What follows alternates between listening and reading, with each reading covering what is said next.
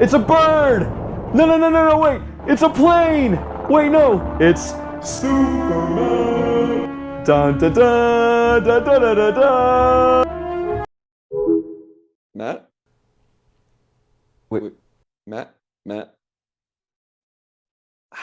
Gotta stop doing that.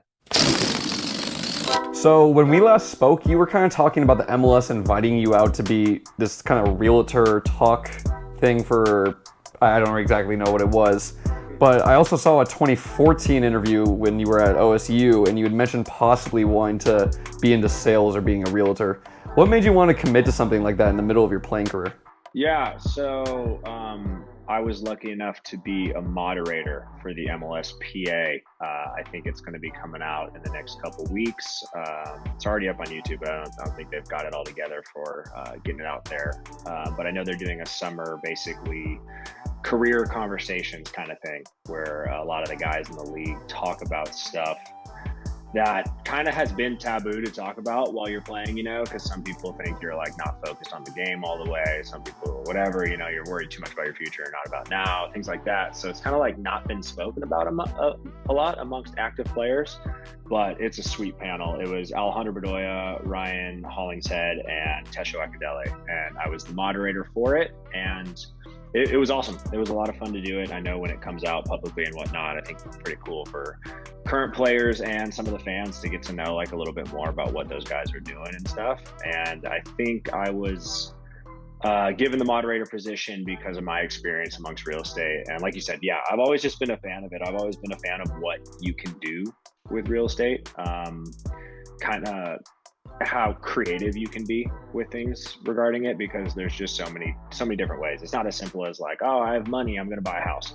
There's like so many things you can do amongst real estate that are just kind of keep you on your toes. You learn something new. Literally every conversation you have with somebody, you're going to learn some lingo or some acronym or something regarding the industry that you just didn't know prior. Like Ryan Hollingshead is big into owning mobile parks. And he's basically doing new builds amongst fixing up old pads within mobile parks to get them to be at higher quality for tenants to basically better the life of some of the lower income individuals. And I think that's like an amazing thing to be doing while playing, especially. But like little things like that are huge. Yeah, back in 2014, one of the classes that I took, because a lot of my Oregon State undergrad was focused on like bargaining and negotiation, stuff like that. And so through that, like, while I don't necessarily love the confrontation side of bargaining, the ability to price out markets and sell a home and things like that were always something I thought would be pretty interesting. That's super cool. Now, not everyone learns through like science or math while they're in school. Some of them really have to use sports. As a professional athlete, has anything from being a professional athlete really translated over to being a realtor, or has anything from being a realtor been able to translate over to being a professional athlete?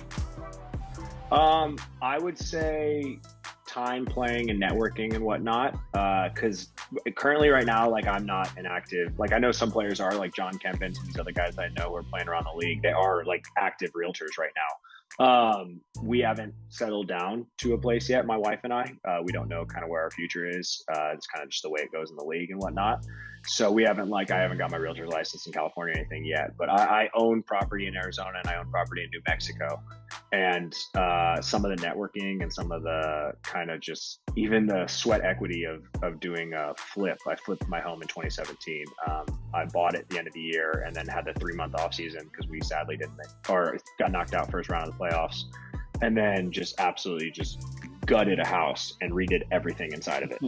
And so it was like I had no experience in the industry doing that whatsoever. I just had time.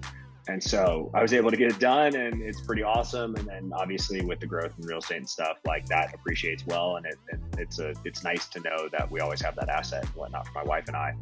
But yeah, I mean, just even the kind of work ethic and stuff to getting stuff figured out, like it's gutting a house is wild. I don't know if you've ever been a part of a project like that. Yeah, it was crazy. We literally redid every single thing in the house in some fashion. Yeah, and like, so for the 2 weeks right before January started up in 2018, the 2 weeks before, I was laying about 900 square feet of tile for the 2 weeks prior. Yeah, it was awesome, but it was horrible. One of those like Yeah, I bet you felt great after, but you're like, never again.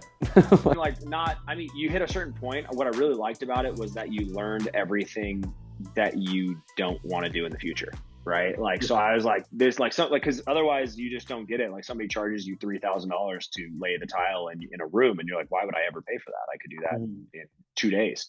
But then, like, when you're doing your whole house, things like that, like, you understand, like, if you pay somebody, they probably get done much faster than you. You'd be on to the next project and all that other stuff faster. And so, yeah, it was cool to see that, especially from, like, I think maybe being a general contractor or something like that, like a property or a project manager or something like that in the future. You're someone who's done their undergrad, postgrad, and I believe you just completed your MBA.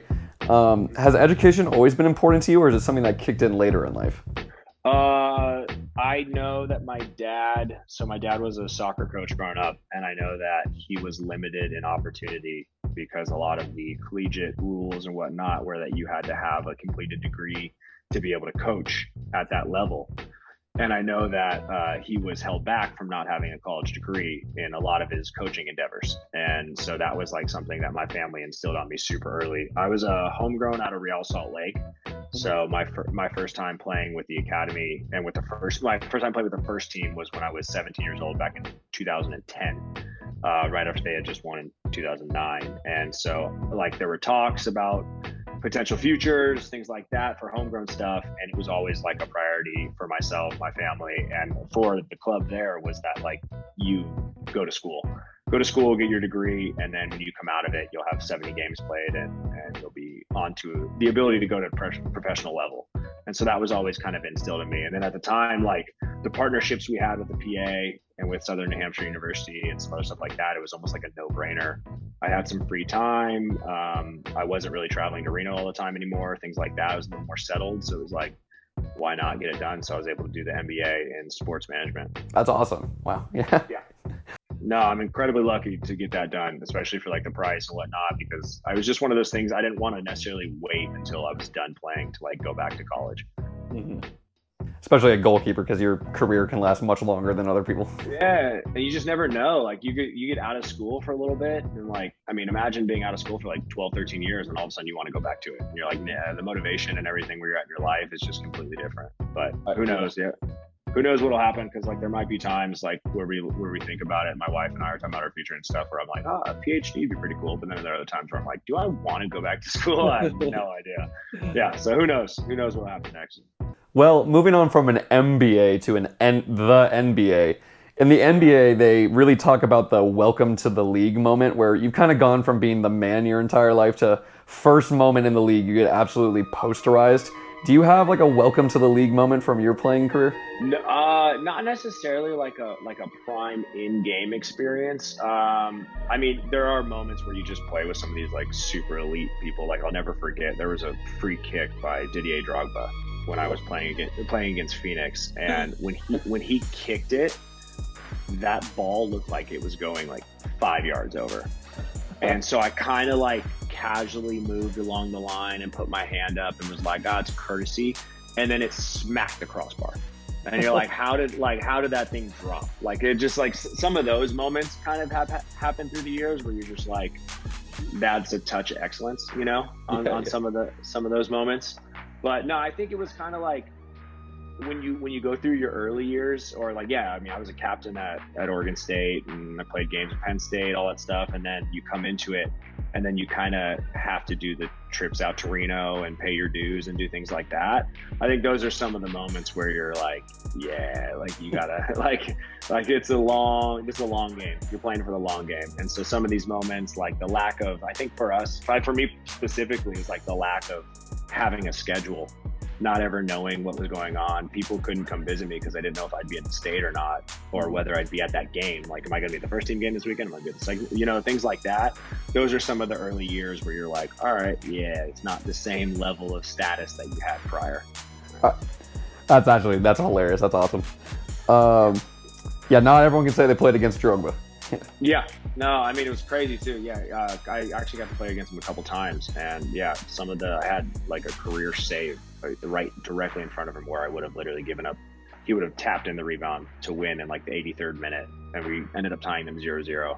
There's, like, a video of him, like, literally, like, putting his two hands on the back of my neck, and he, like, He like whispered in my ear, and he's like, how did you do that? Because I saved it, and then it kind of rolled up on my hand, and then I corralled it like back in, and it was like an inch away from being too far gone and would have gone straight to him. And like some of those moments, you're like, yeah, that's awesome. That's an all-timer. So we've all heard about the goalie being the loneliest position in the game, in the world, really. Now, something that's not really talked about is your scenario, and actually I'm really curious about it, is you were here when Bingham was the #1, then Tarbell, then Vega, and now JT's got the #1 spot. So I'm sure you'd want to play, so maybe we send you down to Quakes too, but we also have a young Emi Ochoa who's an absolute star at a young age, and we really want to make sure he can grow. So how do you really deal with the mental taxation of not being able to play a lot of first-team minutes, if any, for years, and seeing a rotations of guys come through at your exact position, especially when the team hasn't had a great record, not averaging above 500 for a lot of those years? Yeah. I would say moments, it can have definitely difficult moments, but like when people ask me, kind of even about like the current state, like what's it like being a #2 in the MLS, and like to some people it's like, oh, you're living the dream, you don't have any no pressure, and you get to just be a pro athlete every day. And you're like, yeah, but that's not why I play, you know? Like I've always said I'd play soccer until it doesn't make sense, whether that's due to physical nature, whether that's due to just being over it, things like that. Through the years, there's definitely been trying times where it's been like, yeah, like a decision hasn't gone your way, or you thought you were going to get the game and then you didn't get the game, or like rotation was promised and it didn't happen, and just a number of scenarios. And I think there's been multiple things that have helped the scenario. I think JT and myself being so close and having a really good bond, because that's not common. Actually, like a lot of the goalkeeper core at places are not great.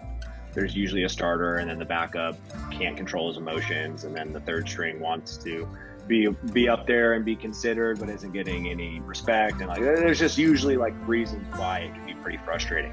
I would say one of the ways that I've dealt with it is I've always had the attitude, and that was what was so trying in times like 2018 and other times where I've been the #2, because like I was #2 in 2018 for almost a whole year.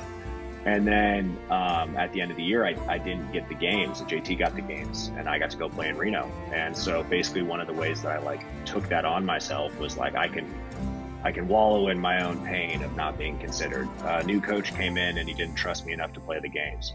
And it's like, yeah, on in theory that's essentially what happened, but I went to Reno and didn't get scored on for like 6 games straight.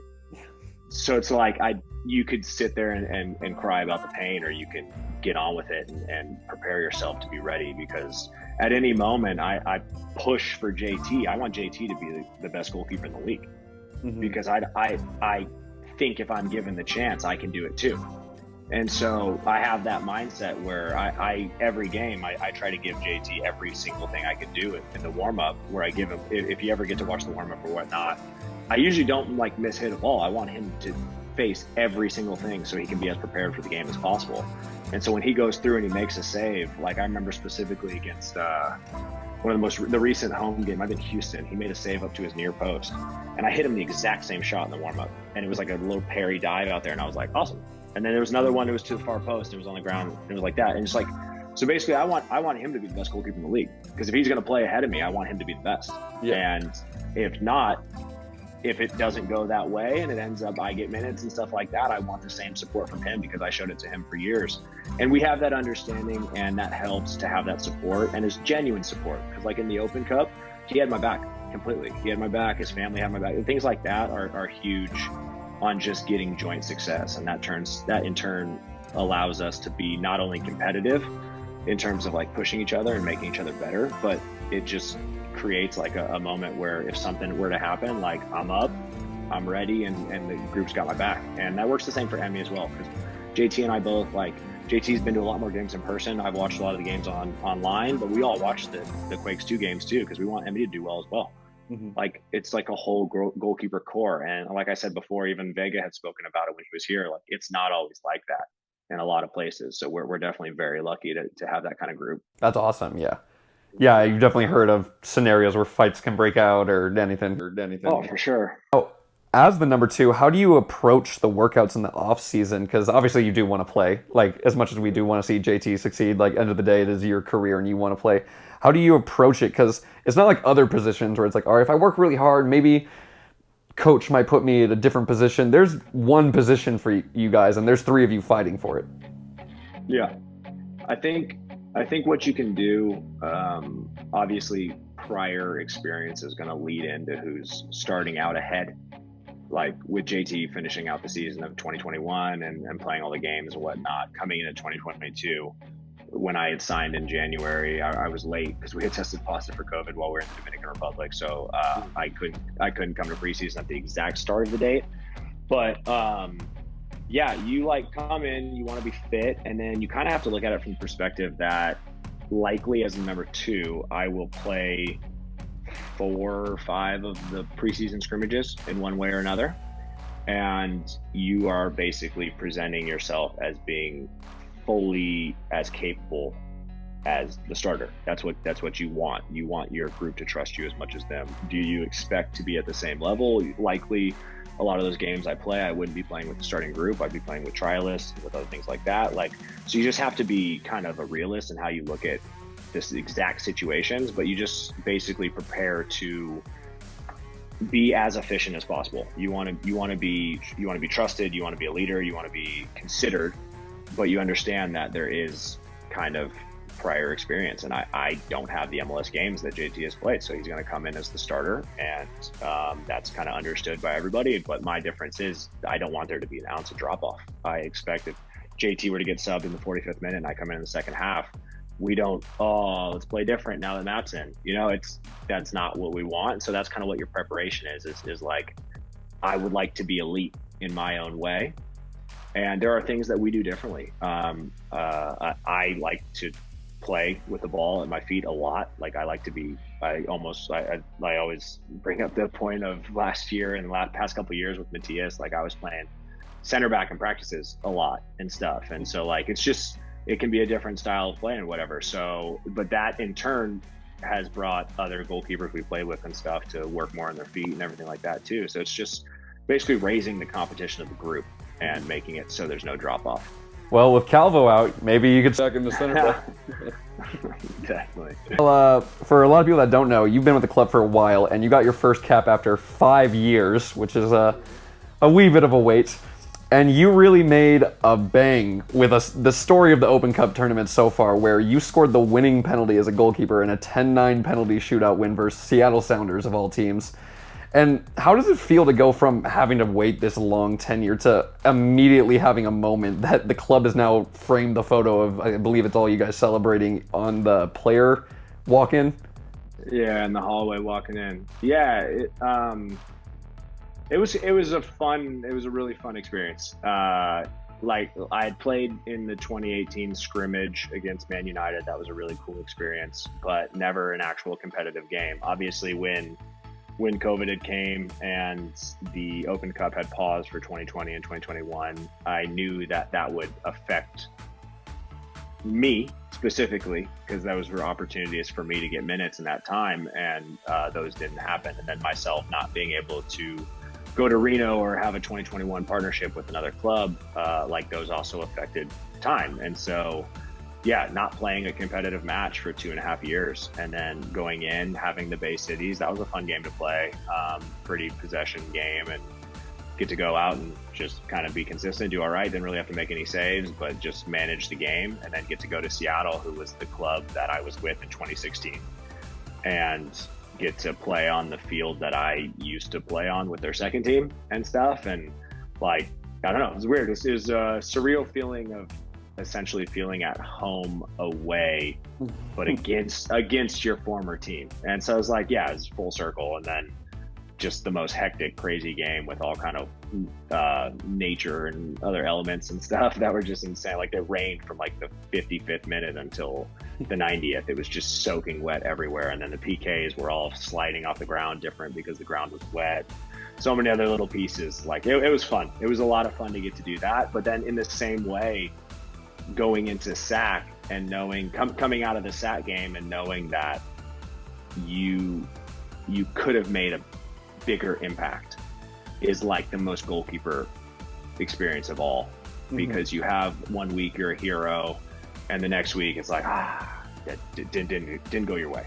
Yeah. And it's a humbling experience in its own way, and it's the life of a goalkeeper, and especially the life of a goalkeeper doesn't play much. It's a rhythm, a rhythm-based position, and so you practice every single day. You're in and out every day, but then you have these moments, unless you're getting kind of consistent games, and just like you spoke about with development and Emmy and whatnot.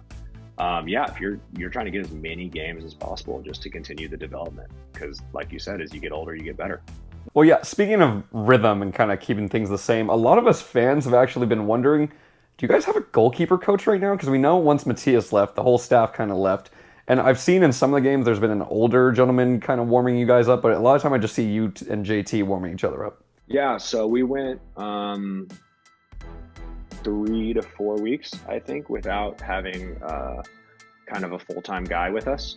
And it was just kind of JT, I think a couple of the Open Cup, for the first Open Cup game, and some other times, like as we prep towards it, we have a rhythm of what we were doing with Let You before. And we've done enough experience, and I actually had helped coach at University of California, Santa Cruz last year. Oh, wow. So I was on their staff last year, and that was fun to do in the fall and help them out. And because I would basically train them at like 7 a.m. and then head down and train with the first team after that. And experiencing those like kind of like day in, day out with like goalkeepers and stuff, was able to come up with sessions. And JT has like a plethora of sessions in his brain as well from all the years playing and whatever. So we were able to like put on sessions and stuff for the first 4 weeks after Matthias and those guys had left. And then the older gentleman you're talking about, his name is Tubo. He's a friend of Alex's. Yeah, he had been helping out with the academy and with stuff with the Quakes too. And so he's kind of positioned into that like kind of full time where he's helping us out and stuff. But a lot of the services and a lot of the other stuff is still just JT and I. And then Tubo will help us with like kind of the sessions to get workouts and stuff in. Yeah, plus I figure at this point you guys you're professional athletes. You kind of know what you need and what you don't to a certain extent. Yeah, I mean, it's one of those like it's not that you take it for granted, but like every day when you know you have a goalkeeper coach, you know you have somebody training you and stuff, you just don't really have to think. You just show up, listen to what they're doing, and then you go train with the team. Cavello's system is a bit more, we're present with the players. Like we're doing a lot of the drills with them, like passing and stuff like that as a part of it. And so that means that we're doing kind of a little bit smaller amount of goalkeeper training. And so a lot of the stuff we're doing is just like warming up real quick just so we can get in the session. And that's a bit different than we've done in years past. But obviously, I would say JT's playing really well. And I think in the games I've played, I've done well. And it's like, so you can't say it's not working. But it's just, yeah, it's been a bit of a different year than probably the previous 6 in my professional career. As a professional goalkeeper, what's the cardio look like? Or what does the fitness look like for you guys? Because I assume you probably don't need to be fit as a field player, but also you're a professional athlete. So what does that look like coming into the season? What are they expecting of you?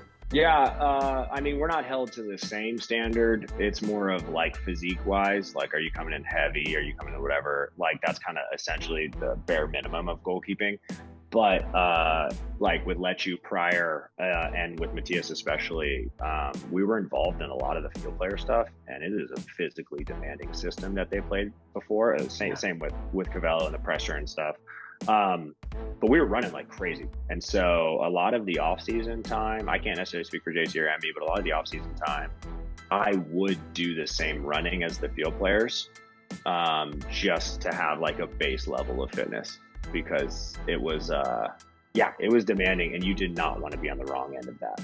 Because if you're going through preseason, you're trying to make up fitness, like it is the most miserable you can possibly have. I had it.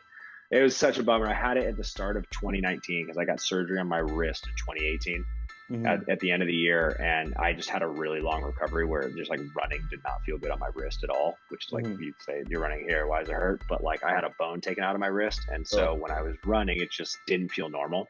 So I didn't really get to start running until about 3 weeks before preseason started. And so I came in just not really fit because I couldn't.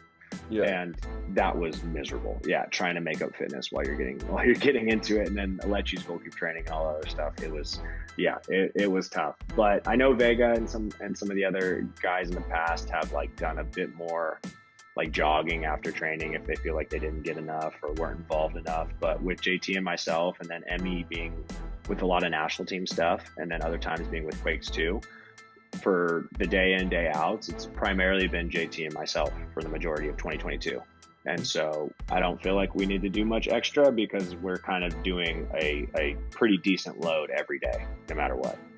Do you guys have to do, because I know a lot of the guys have to do double practices, or like sometimes they'll go in the morning, do some like, they'll do like cone drills or whatever, maybe fitness or tactics later in the day. But I know goalkeepers go for separate goalkeeper sessions. So like, are there days where they have to do double days and you just come in once, or like how does that all work?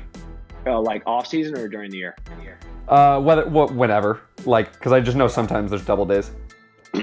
Preseason especially, everyone is doing double days for a good amount of time. Some of the days are triples depending on whether we have a gym or what it is.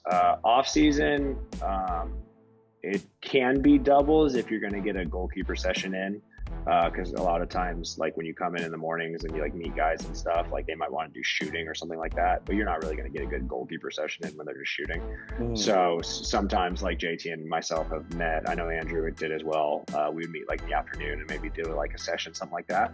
But during the year, for the most part, it's all singles unless you're recovering from an injury or going through kind of that situation. It's mostly just one training a day, usually be there at 9, 10 o'clock start. Sometimes we start with gym. Sometimes we would do goalkeepers a little bit early so we can get a full session in and stuff. But for the most part, it's just one kind of when the season comes around. Okay.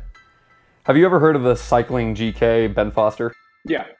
Yeah, do you watch any of his videos? Yeah, I have in the past. I don't necessarily follow every one of his vlogs, but it's funny because I actually love road cycling. So yeah, and did not get into it in any way because of him. It was purely during the pandemic when there wasn't much to do. I had a fixie and I would ride it, and I was riding like 15, 20 miles, and it was a single speed fixie, and so that was kind of like pretty terrible bike to ride that distance. And so I hit a point after 2020 where I was like, I need to get a road cycle. I need to get like a proper cycling bike. So I got like a sweet Bianchi, like a carbon fiber bike. And I actually rode it up Mount Hamilton one time, which is like 17 miles up and 17 miles down. And it was like one of the first rides I went on in San Jose. I just drove to the base of Mount Hamilton and rode my bike all the way to the top and all the way back down. It was miserable, but awesome. Have you ever watched one of his videos and just seen what they've done and like just done a compare and contrast? Like, is it exactly the same, or are you like, whoa, that is just completely different from what we do? Like goalkeeper training wise? Yeah. Yeah. His is a bit of a different situation too, because he's he's got to be like 38 now or 39 years old, something like that. So he's in a different position.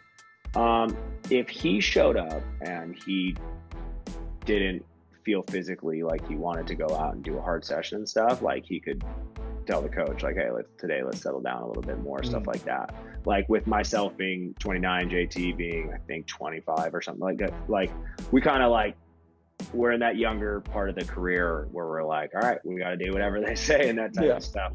But like session wise, like, yeah, it's pretty similar. I think it's almost a little bit more comparable to if you ever seen the English goalkeeper training videos and stuff, like they'll have like full, like with Pickford and all these other guys, like they'll have like where they film basically their whole session.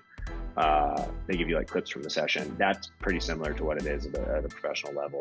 Their sessions it's not rocket science. Everybody's pretty much doing something similar. Just like with a guy like Lechu or some of the South American style, you might do a bit more flying, jumping, extension diving, things like that. And then with a bit more of kind of our previous goalkeeper coach Yuri, who's out with the Red Bulls, and with maybe a different style like that, it's a little more technical focused, and you work on some of the blocking and shot stopping and things like in different ways. So if a field player makes a mistake, it's really easy for them to go chase the ball and maybe make up for it for a couple seconds.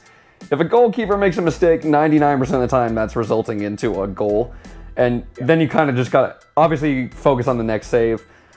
But realistically, you're sitting there for a minute or two before you can even see the next attempt to save. How do you deal with the mental side of, I just made a mistake, but now you just got to kind of sit there and wait? Yeah. I mean, it's like the classic, like you can just take like from this year's experience, like Luis Felipe's header goal in the SAT game. When he lines up, so the ball had just he hit that shot or whatever and it knuckled, and so I saved it like in my chest. And so like you're like getting gasping for air, the ball goes out for a corner kick, you like reset, ball comes in, he wins the header.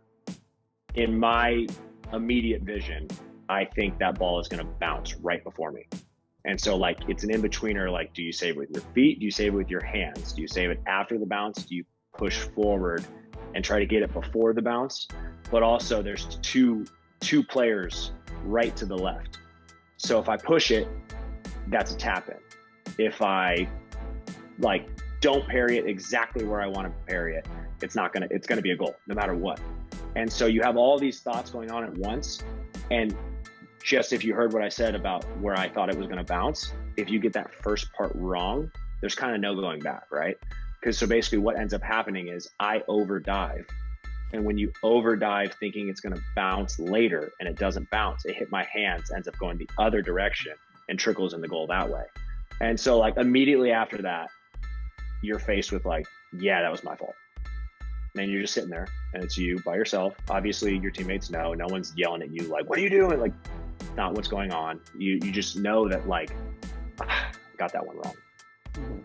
But the difference is you don't have that ability. You don't have that like kind of gap, you know, to get that wrong and have the team be okay. It's like if that goal gets saved, is that a different game? Who knows? You don't necessarily go there at that time, but you're just like, dang, I got that one wrong. And so you like immediately after, yeah, of course you're thinking about all the details. You're like, why did I think that was going to bounce? Well, like you just think about everything, but then also at the same time, like the shot can come in quick. The MLS is crazy. Like a lot of the goals happen either immediately after another one or right after your team scored. And so you just do not have time to dwell. Yeah. And so it's like one of those, like, do you want this, like, how do you want this game to go now? Mm-hmm. Because the first 30 minutes, obviously, it wasn't like it was a poor half or poor 30. It was like, nah, you said one error in that time happens to be a goal. But like the way I view it is you think about it because you're human and those thoughts come or whatever, but like you just can't get too hung up on it. In the same way I think of it is in the Seattle game. You make a double save like that and like, sure, you're pumped up, you know, after that adrenaline, all the things, whatever. Like then you have a kick. I have a goal kick I have to hit now. And I take great pride in every kick I do. I want to go exactly where I want it to go to. I'm like a perfectionist in that style. So it's like, all right, you got to settle yourself down because your highs can't just be ridiculously high and your lows are not like, oh gosh, this game's over. That was awful. It's like, no, we had plenty of chances to go forward. We didn't get it done. It's a team sport and we lost as a team. Did I contribute in the way I wanted to? No, absolutely not. But it's not, you know, it's not singular. It's not like that. So it's kind of like, you think, you analyze, but you kind of wait. In my opinion, I try my hardest to wait until after, see a couple replays, see what I did wrong, because you're not perfect. You can't be. And so, yeah, it's difficult on mine for sure, but it's not like, mistakes happen. Mistakes happen to everybody. It doesn't matter what league you're at. Everybody always remembers the Real Madrid versus Liverpool back in the final. And it's like, yeah, mistakes happen. Like it's exactly. On the grandest scale. You were talking about England before, the Robert Green Meg, like, yeah, it's crazy. Yeah. And so mine happened in Open Cup, quarter or round of 16, like bigger things. Disappointment for sure, but it's like, it's not the end of the season. You got to match it the next game. And that was when I got lucky. I got to go play at Monarchs after that. And I feel like it went well. And then we get to do Celta Vigo, and that was another good game too. Mm-hmm. So even if the games are every other month, it's still something that it's like, you still got to go out and perform. Yeah, and again, it's just so unforgiven at that position. Yeah.